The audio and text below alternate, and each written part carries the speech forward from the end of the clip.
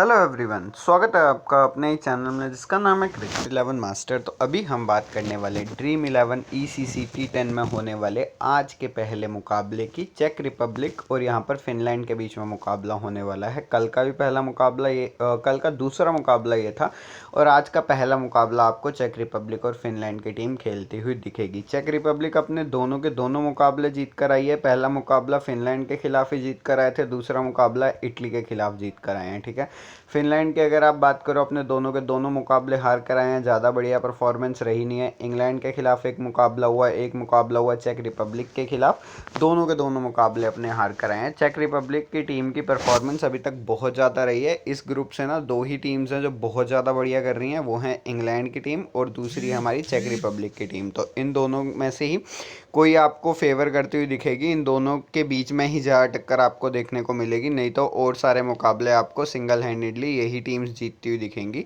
उस हिसाब से आपको टीम बनाकर चलना है। अभी यहाँ पर हम पूरी की पूरी डिटेल डिस्कस कर लेंगे। अपडेट आपको टेलीग्राम पर देखने को मिल जाएगा। टेलीग्राम का लिंक आपको नीचे डिस्क्रिप्शन में मिल जाएगा, वहीं से आपको टेलीग्राम पर जुड़ना है। छठा मुकाबला टूर्नामेंट का स्पेन का आर्टेमा ओवल में आपको ये मैच लाइव देखने को मिलेगा 12:30 बजे इंडियन टाइमिंग के हिसाब से। फैन कोड पर आप इस मैच को लाइव देख सकते हो। अब अगर आप प्रीव्यू की बात करो, देखो सेकंड टाइम भिड़ने वाले हैं ईसीसी टूर्नामेंट में। ठीक है, एक दूसरे के खिलाफ पहला वाला मुकाबला अपना जीत कर आए थे, 92 रन्स करे थे इन्होंने और आराम से वो डिफेंड कर लिए थे। फिर इनका तीसरा वाला मुकाबला हुआ, वहाँ पर भी इटली के खिलाफ ये जीत कर आए। फिनलैंड की अगर आप बात करो, अपने दोनों के दोनों मुकाबले हार कर आए हैं, ज़्यादा बढ़िया परफॉर्मेंस रही नहीं है। अगर यहाँ पर आज का मुकाबला जीत जाते हैं तो पॉइंट्स टेबल पे कुछ कर पाएंगे। पॉइंट्स में थोड़े से आपको पॉइंट्स देखने को मिल जाएंगे। पिच रिपोर्ट की अगर आप बात करो, बैटिंग फ्रेंडली सरफेस है, प्योरली बैटिंग फ्रेंडली सरफेस है और जो कुछ मिल रहा है वो क्विक बॉलर्स को मिल रहा है। यहाँ पर स्पिनर्स को ज़्यादा कुछ मिल नहीं रहा है, तो वो चीज़ आपको देखकर चलनी है। चेक रिपब्लिक की अगर आप बात करो, हिलाल अहमद, फिर उसके सुदेश विक्रमशिरा आपके पास है। उसके बाद अगर आप देखो, आकाश परमार आपके पास है, सरन रामकृष्ण आपके पास है, अरुण अशोकनन, सत्यजीत सेनगुप्ता, फिर उसके बाद एस देव जी आपके पास है, नवीद अहमद आपके पास है, उसके बाद कयूर मेहता के साथ विशक आपके पास है, कुशल मैनन आपके पास है। अब देखो प्लेइंग 11 और ये ना ऑर्डर मुझे लगता है बिल्कुल सेम ही रहेगा कि एस देव जी आपको ओपन कर देकर जाएगा यहाँ पर अरुण अशोकनन के साथ। बट अगर कुछ चेंज होता है ऑर्डर में तो वो मैं आपको बता दूंगा टेलीग्राम पर कि भैया ऑर्डर में चेंज है और आप प्लेयर्स भी चेंज कर लो। एस देव जी अगर आप देखो, 1 रन के साथ 1 विकेट, 38 रन के साथ 2 विकेट, एक इंपॉर्टेंट प्लेयर जिसकी कैप्टनसी वाइस कैप्टनसी बहुत ज़्यादा है। अरुण अशोकनन 42 रन पहले मुकाबले में, 0 रन दूसरे मुकाबले में। और अगर आप देखो फिनलैंड के खिलाफ इसने 42 रन की पारी खेली, बढ़िया परफॉर्मेंस रही एस रॉय के साथ। एस रॉय ने 44 रन की पारी खेली, 3 विकेट, और दूसरे मुकाबले में 54 रन के साथ 1 विकेट। एक बहुत बढ़िया इंपॉर्टेंट प्लेयर जो हमने पहले मुकाबले में भी रखा, दूसरे मुकाबले में भी रखा, और अब अगर आप देखो तो इसकी सिलेक्शन ही भैया 90% है, इसकी कैप्टेंसी की सिलेक्शन 51% है। तो देख कर चलो कि ये प्लेयर कितना ज़्यादा फेवरेबल हो गया। अब आकाश परमार 1 रन के साथ, पहला मुकाबला 1 रन और दूसरा मुकाबला 9 रन। अब यहाँ पर जो है ना, ये चीज़ आपको देख कर चलनी है। अगर बैटिंग ऑर्डर बदल जाता है, मानकर चलो आकाश परमार को टीम नहीं भेजती है, सरन को रामकृष्ण को भेज देती है ऊपर बैटिंग करने के लिए, और उसकी झोली में आ जाते हैं जी भैया उसने कर दिया 9 या 10 रन, तो फिर वो चीज़ आपको ना ग्रैंड लीग हरवा देगी, क्योंकि फिर वहाँ पर बैटिंग ऑर्डर ज़्यादा इंपॉर्टेंट हो जाएगा। क्योंकि हमें पता है चलो 3-4 प्लेयर्स ही आउट होंगे, हम उस हिसाब से एक एक्स्ट्रा बैट्समैन रख कर लेकर जा ही रहे हैं आकाश परमार को। अगर आकाश परमार चौथे नंबर पर नहीं आता है तो आपको ये देख कर चलना है कि चौथे नंबर पर आ कौन सकता है। बहुत ज़्यादा चांसेस हैं हिलाल, या नहीं तो आपके पास सरन, ये दो प्लेयर्स हैं जो आपको चौथे नंबर पर आते हुए दिख सकते हैं। अगर बैटिंग ऑर्डर चेंज होता है, मैं दोबारा बता रहा हूँ, मैं आपको टेलीग्राम पर प्रोवाइड करवा दूंगा। फिर उसके सत्यजीत सेनगुप्ता की अगर आप बात करोगे तो 4 विकेट इसने फिनलैंड के खिलाफ ही चटकाए। आखिरी के 2 विकेट तो भैया इसने आखिरी के 2 बॉल्स पे चटकाई, बहुत बढ़िया परफॉर्मेंस रही। कुशल मैनन 2 विकेट और 1 विकेट, एक कंसिस्टेंट प्लेयर जिसने दोनों मुकाबलों में विकेट चटकाई।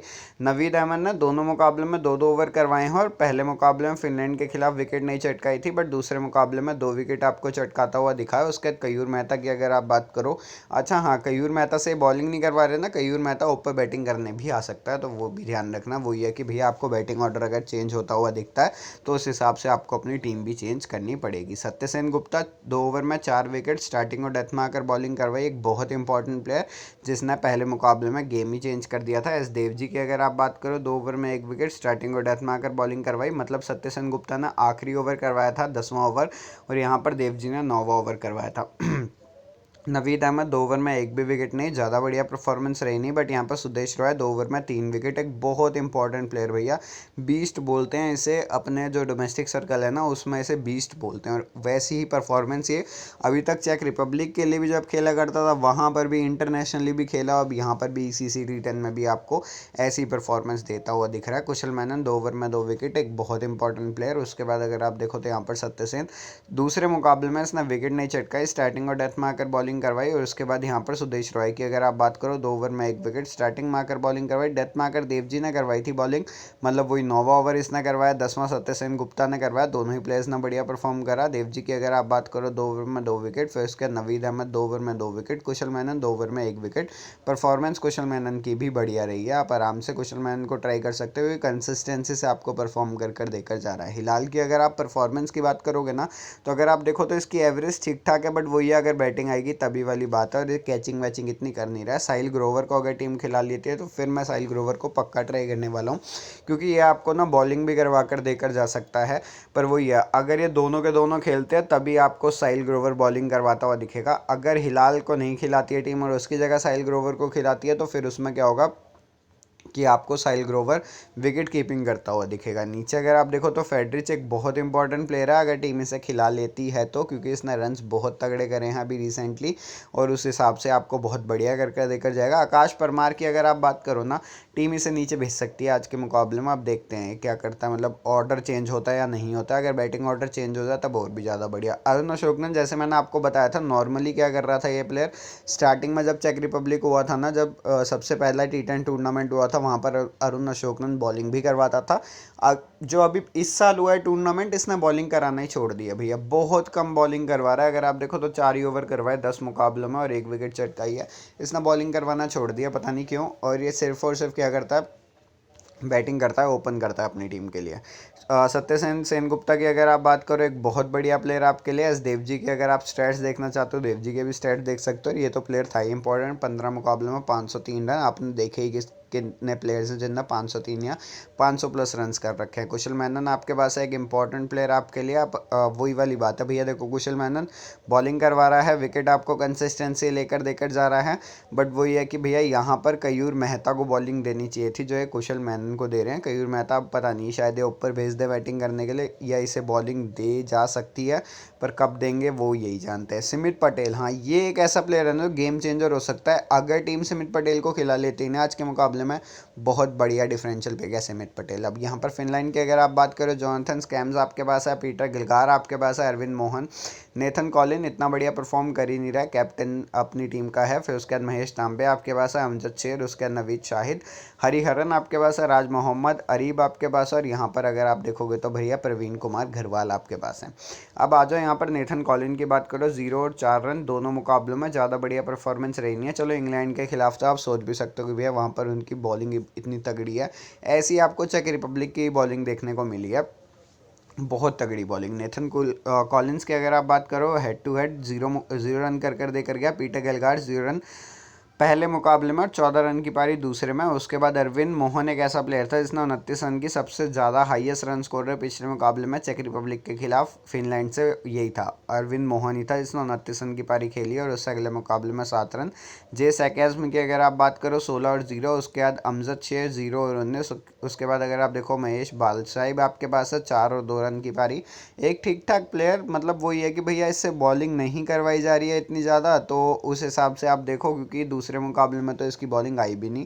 फिर उसके बाद नवीद की अगर आप बात करो 14 रन के साथ 1 विकेट और 11 रन। फिर उसके बाद मोहम्मद इमरान एक बहुत इंपॉर्टेंट प्लेयर है, आपको बॉलिंग करवा कर देकर जा सकता है, डिफरेंशियल पिक आपके लिए बन सकता है अगर टीम आज भी इसे खिलाती है। उसके बाद अरीब की अगर आप बात करो 8 रन। उसके बाद यहाँ पर हरिहरन की अगर आप बात करोगे 2 रन।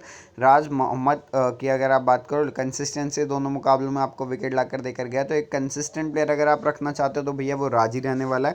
नहीं तो अगर आप डिफरेंशियल पिक यूज़ करना चाहते हो तो कई कई सारे ऑप्शन है वो मैं अभी आपको बताऊंगा। अमजद शेर स्टार्टिंग में आकर इसने बॉलिंग करवाई, 2 ओवर में एक भी विकेट नहीं चटकाई, पहले मुकाबले में भी और दूसरे मुकाबले में भी। नवीद शाहिर ने भी स्टार्टिंग में आकर बॉलिंग करवाई, स्टार्टिंग और डेथ में आकर बॉलिंग करवाई थी, और अगर आप देखो तो 2 ओवर में एक विकेट इसने चटकाई। और इंग्लैंड के खिलाफ जब इन्होंने मुकाबला खेला तो भैया इंग्लैंड ने 3.4 ओवर में ही 70+ रन कर दिए थे। इतनी ज़्यादा बढ़िया परफॉर्मेंस दे दी इंग्लैंड के बैट्समैन ने।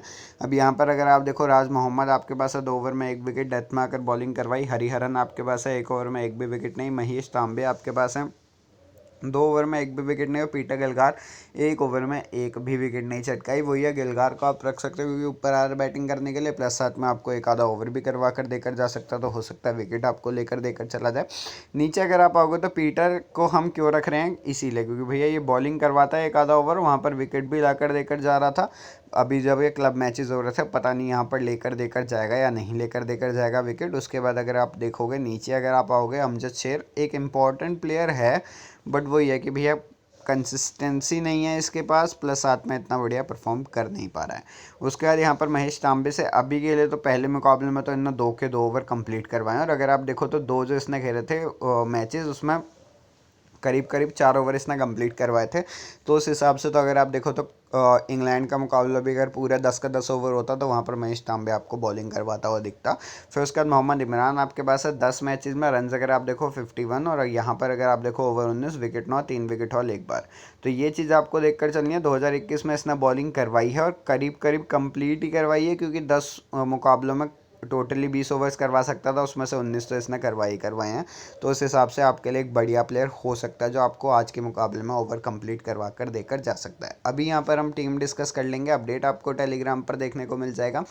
टेलीग्राम का लिंक आपको नीचे डिस्क्रिप्शन में मिल जाएगा, वहीं से आपको टेलीग्राम पर जुड़ना है। अब अगर आप देखो ए मोहन यान तो जे सैकेज़म यान तो एच अहमद, ये 3 प्लेयर आपके पास हैं। एच अहमद की बैटिंग आ नहीं रही है और ये कैचिंग इतनी बढ़िया कर नहीं रहा है, तो यहाँ पर ए मोहन क्योंकि इसकी बैटिंग आ रही है, इसने पहले मुकाबले में 29 रन की पारी खेली थी इसी टीम के खिलाफ। जे सैकेज़म दोनों मुकाबलों में फ्लॉप रहा, नहीं तो ज़्यादातर प्लेयर्स ने पहले मुकाबले में जे सैकेज़म को ही ट्राई कर रखा था, बट ए मोहन आपके लिए गेम चेंजर रहा है पहले मुकाबले में। बैटिंग सेक्शन की अगर आप बात करो, पी गिलगार आपके पास हैं।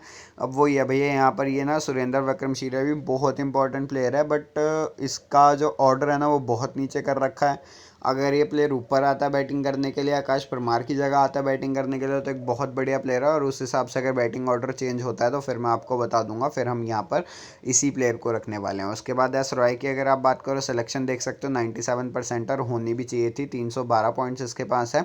और कैप्टनसी भी अगर मैं आपको अभी दिखाऊंगा इसकी, भैया 52% प्लेयर्स ने इसे कैप्टन दे रखा है। उसके बाद अगर आप देखो आकाश परमार आपके पास है।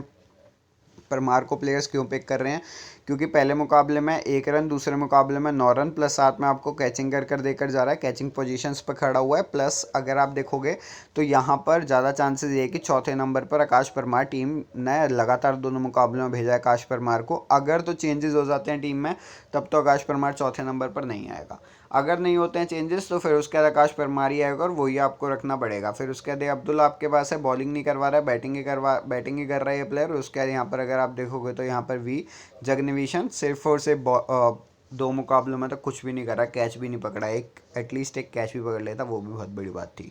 ये अशोकनन आपको रन्स कर देकर जा रहा है, स्टार्टिंग में ओपन कर देकर जा रहा है। अब आपको ये देखकर चलना है कि आप ये अशोकनन को रखना चाहते हो या नहीं, क्योंकि ये दूसरे मुकाबले में 0 पर भी आउट हुआ है, बट ये कंसिस्टेंट है। मतलब आप मानकर चलो आज के मुकाबले में भी आपको कम से कम भी नहीं तो 10-15 रन कर देकर चला जाएगा। उसके बाद यहाँ पर ए शेर की सिलेक्शन बहुत ज़्यादा है, क्योंकि 2 ओवर कंप्लीट करवा रहा है। सबसे पहली बात ये, दूसरे मुकाबले में इसने रन्स भी करे हैं, उस हिसाब से अगर आप ट्राई करना चाहते हो इस प्लेयर को ट्राई कर सकते हो। उसमें क्या करोगे, बॉलिंग सेक्शन से एक्स्ट्रा जो मैंने एक एक्स्ट्रा बॉलर रखा हुआ उसे ड्रॉप कर ए शेर को पिक कर सकते हो। उसके बाद अगर आप देखो कुशल मैनन, और यहाँ पर आपके पास एस देवजी का ऑप्शन है। यहाँ पर एम बाला साहिब की अगर मैं बात करूँ, आपको रन्स नहीं कर देकर जा रहा, बट हाँ ओवर्स आपको कंप्लीट करवा कर देकर जाएगा। और 2021 में जो इसने T10 खेले हैं वहाँ पर इसकी परफॉर्मेंस भी बहुत ज़्यादा बढ़िया रही है। बॉलिंग सेक्शन में एन शाहिद आपके पास है, एन अहमद आपके पास है, दोनों के दोनों प्लेयर सबके पास होने चाहिए। और फिर सत्यसेन गुप्ता आपके पास हैं। ये तीनों के तीनों प्लेयर सब के सब लेकर जाने वाले हैं। उसके बाद अगर आप देखो तो इमरान आपके लिए डिफरेंशियल पिक है। सेफ पिक आपके लिए राज मोहम्मद रहेगा, क्योंकि आपको कंसिस्टेंसी दोनों मुकाबलों में विकेट ला कर देकर गया है। यानी तो आप ऑलराउंडिंग सेक्शन में ए शेर यानी तो एम बाला साहब को पिक कर सकते हो। अब वो आपको देखकर चलना है, आप कौन सा एक एक्स्ट्रा बॉलर लेकर जाना चाहते हो, यानी तो एक एक्स्ट्रा आप ऑलराउंडर लेकर जाना चाहते हो, यहाँ पर एम इमरान की जगह आयरलैंड फिनलैंड के प्लेयर्स में ही आपको अब खेलना पड़ेगा, क्योंकि यहाँ पर ए शेर, एम बाला साहेब और यहाँ पर आर मोहम्मद, तो ये 3 ऐसे प्लेयर हैं जिनको आप ट्राई कर सकते हो। अभी के लिए क्या है, मैं एम इमरान के साथ ही जा रहा हूँ, क्योंकि इसके स्टेट्स 2021 में बहुत ज़्यादा बढ़िया है। नहीं तो मैं चेंज अगर करूँगा भी ना इसे, तो भैया वो एम बाला साहिब के लिए चेंज करूँगा, कि मैं बाला साहिब को पिक करूँगा। कैप्टेंसी वाइस कैप्टेंसी की अगर आप बात करो, अभी के लिए अगर आप बिल्कुल सेफ खेलना चाहते हो, तो भैया ये दोनों के दोनों कैप्टन वाइस कैप्टन, या तो इन्हें रिवर्स कर लो, एस देव जी को कैप्टन रख लो और एस रॉय को वाइस कैप्टनसी दे दो। ठीक है, सबसे पहली बात तो ये हो गई, ये सेफ कैप्टन वाइस कैप्टन की बात हो गई। फिर उसके बाद अरुण अशोकनन को आप ट्राई कर सकते हो, किसके साथ, एस रॉय के साथ। ठीक है, S Roy as a captain और वाइस कैप्टनसी अरुण अशोकनन, या नहीं तो सत्यसेन गुप्ता। ये 4 प्लेयर्स हैं आपके पास जिनके ऊपर आप कैप्टनसी वाइस कैप्टनसी रोटेट कर सकते हो। इसके अलावा अगर आप बहुत ही ज़्यादा रिस्क लेकर देकर जाना चाहते हो, तो भैया एक हो सकता है आपके पास कुशल मेंडन, जो इसको आप ट्राई कर सकते हो। और तो इसके अलावा मुझे तो नहीं लगता कुशल मेंडन और यहाँ पर अरुण अशोकनन, तो उसमें क्या होगा, आपको ना यहाँ पर एस रॉय को ड्रॉप करना पड़ेगा as a captain vice captain, यहाँ पर कयूर और यहाँ पर एस सत्यसेन को भी पिक कर सकते हो। तो ये अलग अलग कॉम्बिनेशन है, पर ये 3 4 5 ही प्लेयर हैं आपके पास जिनके ऊपर आप कॉम्बाइन कर सकते हो इन चीज़ों को। सबसे पहली टीम की अगर आप बात करो, S Roy as a captain और वाइस कैप्टनसी यहाँ पर अरुण अशोकनन को दे रखे हैं। और अगर आप देखोगे तो यहाँ पर चेंजेस देखो, एस जेव जी के साथ मैंने यहाँ पर कयूर मेहता को कुशल मेनन को ट्राई नहीं कर रखा है, तो वो चीज़ अगर आप ट्राई करना चाहते हो कि भैया कुशल मेनन को ड्रॉप करना चाहते हो, वो भी कर सकते हो, उसमें कोई दिक्कत नहीं है। बाला साहब, फिर उसके बाद यहाँ पर ए अब्दुल के साथ पी गेलगार, ए परमार आपके पास है, ए मोहन आपके पास है। उसके बाद अगर आप देखोगे तो एन शाहिद, एस सेन गुप्ता और यहाँ पर एन अहमद। ये पूरी की पूरी टीम आपके लिए रिस्की टीम है, मैं आपको पहले ही बताया था। स्मॉल ग्रैंड लीग और ग्रैंड लीग में ट्राई करोगे इस टीम को, स्मॉल लीग में ट्राई मत कर बैठना, क्योंकि भैया अगर आप इस टीम को स्मॉल लीग में ट्राई करोगे बहुत ज़्यादा रिस्की है और सामने वाला प्लेयर आराम से जीत सकता है। दूसरी टीम की अगर आप बात करो, कैप्टनसी दे रखी है वो सत्यसेन, वाइस कैप्टनसी ए शेर, उसके बाद यहाँ पर ये अशोकनन, के मेंडन आपके पास है, S Devji, N Ahmed, R Raj Mohammad आपके पास है, एस रॉय, पी गिलगार, एन कॉलिन और यहाँ पर जे सैकेज़म। पूरी की पूरी टीम आपके लिए सिर्फ और सिर्फ ग्रैंड लीग फेवरेबल टीम है। ये स्मॉल ग्रैंड लीग में भी मत लगाना इस टीम को, सिर्फ और सिर्फ ग्रैंड लीग फेवरेबल। और तीसरी और आखिरी टीम की अगर आप बात करो, कैप्टनसी जो यहाँ पर दे रखी है वो दे रखी है जी एस रॉय को, और वाइस कैप्टनसी दे रखी है एस देव जी को। उसके बाद ए मोहन आपके पास है, पी गिलगार आपके पास है, परमार आपके पास है, अशोकनन, के मेंडन। उसके बाद अगर आप देखो, N Shahid, S Sen Gupta, N Ahmed और यहाँ पर एम इमरान। पूरी की पूरी टीम आपके लिए small league, small grand league favourable team है। अपडेट आपको टेलीग्राम पर देखने को मिल जाएगा, टेलीग्राम का लिंक आपको नीचे डिस्क्रिप्शन में मिल जाएगा। यहाँ पर एम इमरान की जगह आप कोई और प्लेयर पिक करना चाहते हो अगर फिनलैंड का, तो वो भी कर सकते हो, वो भी मैंने आपको बता दिया है। तो इस वीडियो के लिए बस इतना ही। चैनल सब्सक्राइब कर लीजिएगा, वीडियो लाइक कर दीजिएगा, बेल आइकन दबा दीजिएगा, क्योंकि ऐसी वीडियोज़ और भी आती रहेंगी आपके लिए इस चैनल पर।